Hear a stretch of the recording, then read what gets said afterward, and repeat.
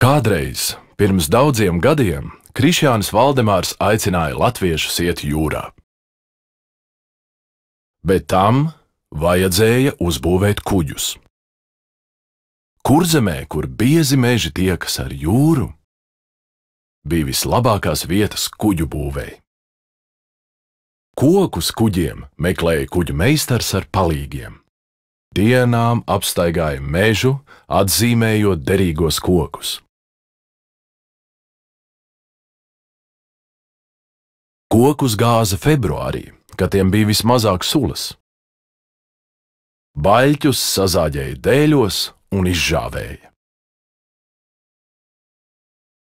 Pavasarī krastmalā sāka darboties namdari, koku sutinātāji un kalējs. Vispirms kuģu meistars ar rūpību izgatavoja kuģa pusmodeli.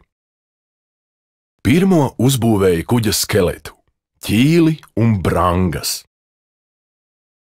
Kad tas bija gatavs, korpusu apšuva ar bieziem dēļiem.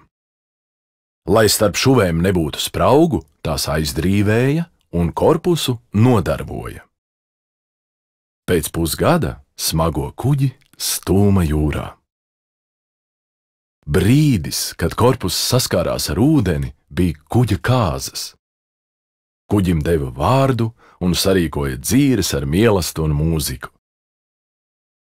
Tas un vēl daudzi citi nu varēja kuģot tālu.